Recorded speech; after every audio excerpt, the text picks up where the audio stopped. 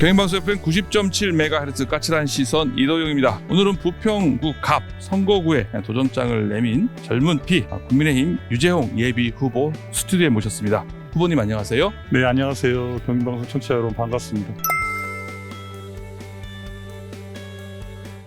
입문, 계기, 그리고 총선 출마 결심 배경 설명해 주시겠습니까? 저야 34살부터 정당 활동 시작해서 올해 이제 52 됐는데요. 그동안 꾸준히 지역에서 활동을 했고, 지난 구청장 선거에서 1.3%만 더 받았으면 당선이 됐을 건데 당선하지 못해서 지역의 주민들의 아쉬움이 굉장히 컸습니다. 거기에 또 그런 아쉬움 때문에 이번에 총선에 꼭 나가야 된다라는 그 지역의 열망, 이런 것들이 제가 이제 총선에 출마하게 된 배경이고, 또 하나 생각은 평소에 이제 갖고 있던 생각인데, 국회의원이 되는 게 목적일 수 없다. 국회의원이 되는 건 수단이어야 된다라는 생각을 항상 갖고 있고요. 그 수단으로 국민들의 어려운 부분, 국민들의 힘든 부분들을 잘 살펴서 여러 가지 정책을 펴야 되기에 국회의원에 출마했다, 이렇게 말씀 좀 드리겠습니다. 이렇게 보시면 될 것 같습니다. 이제 구청장 선거는 전체적인 바람에 대한 선거라고 하면, 국회의원 선거는 조직 선거예요. 12개 동을 가지고서 촘촘하게 해서 세력 대 세력 싸움으로 가기 때문에 상당히 전략적으로 잘 짜지 않으면 선거에서는 이기기 어렵다, 이렇게 말씀 좀 드립니다. 조직하면은 유재홍 후보 아닙니까? 한 조직하죠.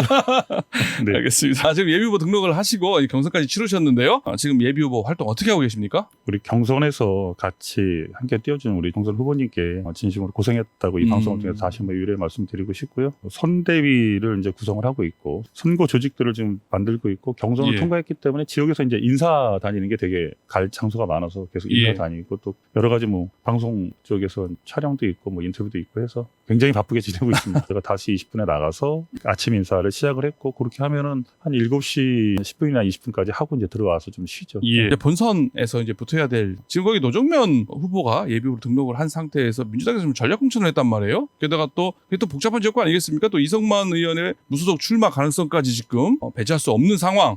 어떻게 보면은 지금 국민의힘 후보로서는 나쁘지만은 않은 상황인 것 같은데요. 본선 경쟁력 어떻게 보고 계십니까? 상황? 지역을 잘 이해해야 총선은 이길 수 있다고 보고요. 또 하나는 그동안 제가 18년 동안 정치하면서 지역에 해놓는 일들이 있지 않습니까? 이인카드라든가 우리 지역의 횡단보도 문제라든가 교육에 대한 문제라든가, 이런 일하는 정치인으로 잘 알려져 있고, 그런 쪽에서 이제 경쟁이 있다고 보고요. 우리 지금 홍명 전 청장님이라든가 이성만 우리 지금 현 국회의원님이라든가 다 이런 분들이 지방의원을 다 통과해서 지역 정치를 꾸준히, 풀뿌리 민주주의에 대한 그 지역 정치, 지방 분권에 대한 부분을 꾸준히 외쳤던 분들이에요. 그렇죠. 이성만 의원은, 저희 의원님은 지금 무소속으로 좀 가 있고, 홍명 청장님하고 신은호 의장님이 공천에서 이제 배제가 됐잖아요. 전력 공천적으로 되면서 사실 낙하산으로 내려가가지고 지역 이해하기는 굉장히 어렵습니다. 근데 안타까운 건 그래도 홍명 청장님이나 신은호 의장님 정도가 나왔으면 그래도 그분들이 지역에 대한 어떤 이슈나 제가 갖고 있는 이슈나 이렇게 이슈 파이팅을 갖고서 정책적으로 좀 붙어봤을 텐데, 이번에는 정책적으로 붙기는 좀 어려울 것 같아요. 지역에 대한. 왜냐하면 그분이 지역 정책에 대해서는 많이 이해하지 못할 것이고, 결국에는 정당에 대한 문제, 예를 들면 정권 심판론이나 이런 거 갖고 나오실 거기 때문에 그런 부분에서는 좀 안타깝게 생각을 하고 있습니다.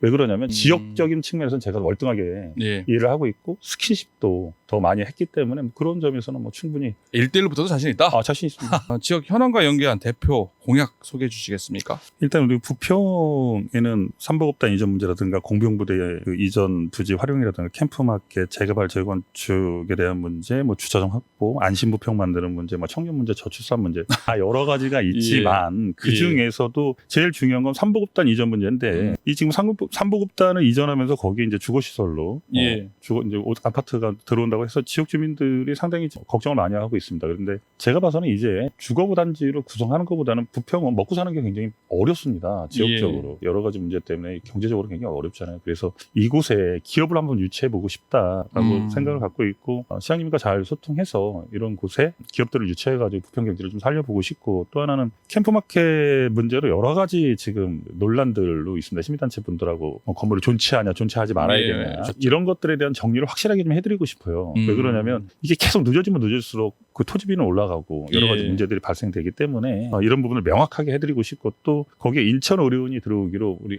다 알고 계시잖아요. 공공의료에 대한 필요성, 의사 부족 문제라든가 의료 분쟁 문제 때문에 더 대두되고는 있지만, 인천의 의료원을 들어온다고 하니 지역 주민들이 좀 인천 의료원에 대한 의료질 저하라든가 이런 것들이 걱정이 좀 많으세요. 그래서 제가 이제 대안으로 생각했던 건 우리 시하고 같이 논의를 해보겠지만 대학병원이나 지금 성모병원이 됐든 뭐 연대병원이 됐든 서울대병원이 됐든 위탁해서 대학병원을 한번 유치해보자 이런 생각을 갖고 있고 뉴스나 이런 걸 보면 굉장히 부정적인 인천에 대한 부정적인 뉴스만 있지 긍정적인 것들이 없잖아요. 그게 인천 방송국이 없어서인데 이런 것도 유치를 해보고 싶다 이렇게 말씀 좀 드리겠습니다. 국회의원이 되면은 이제 부평만의 문제가 아니라 또 인천 또 발전을 위해서 또 애를 쓰셔야 되지 않겠습니까? 인천의 가장 큰 과제와 대책, 지향해야 될 발전 방향이 있다면 뭐가 될까요? 인천 전체로 봤을 때는 경제자구역청이 살아나야 또 이 경제자구역청을 얼마나 확대하냐에 따라서 인천 100년의 먹거리가 달라진다고 생각을 하는데 제물포 르네상스 뉴용콩 시티를 얘기했던 건 대단한 업적인데 뭐냐면은 인천에 그런 먹거리들이 없어졌으니 새로운 먹거리를 만들자는 거였어요. 그러니까 18부두에 제물포 르네상스 만들어서 원도시 활성화하면서 경제자구역청을 넓혀가고 뉴용콩 시티 또한 지금 신항이라든가 수도권 밀입지라든가 영종도를 자유구역을 확대해서 여기에 금융허브라든가 외자 유치를 통해서 인천의 100년 먹거리를 만들자는 거잖아요. 이런 그 거대한 프로젝트를 우리가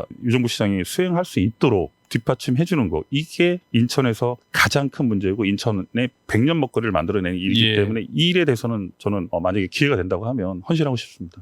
지금 현 상황에 대해서 좀 얘기 좀 해볼게요. 지금 여당의 수도권 이기론 이게 있었는데요. 정권 심판론 그리고 또 뭐 야당의 뭐 사법 리스크인데 지금 요즘에 공천 잡음 때문에 좀 시끌시끌한 상황이고요. 지금 현 상황 어떻게 보고 계십니까? 자책골 넣는 사람이 진다. 결국에는 실수하는 사람이 진다. 이제 총선이 40일 안쪽으로 이제 들어오기 때문에 실수하는 정당이 지고 공천에서 잡음이 많은 것이 진다. 국민들은 저희도 지역에 이제 명함 돌리러 나가 보면 제발 싸우지 말아라. 징글징글하다. 그만 봤으면 좋겠다. 막 소통 치시는 분들 굉장히 많으세요. 그만큼 그런 모습들은 가뜩이나 경기도 어렵고 뭐 금리 문제, 인상 문제라든가 여러 가지로 힘들어 하시는데 이런 쪽에서의 우리 정치권에 바라보는 국민들의 시선이 굉장히 안 좋잖아요. 물론 수도권 굉장히 어려운 지역이에요. 근데 이제 서울에서 지금 바람이 조금 불고 있잖아요. 그건 뭐 저희가 잘해서다. 어디가 못해서, 뭐 어디가 못해야 이게 상대적으로 또 올라가기도 하고 하니까. 근데 공천 잡음들이 많은 곳이 지금 굉장히 불리한 상황이고 이런 것들이 어느 정당이든 잘 해결하는 정당이 국민들한테 표를 많이 얻을 거다.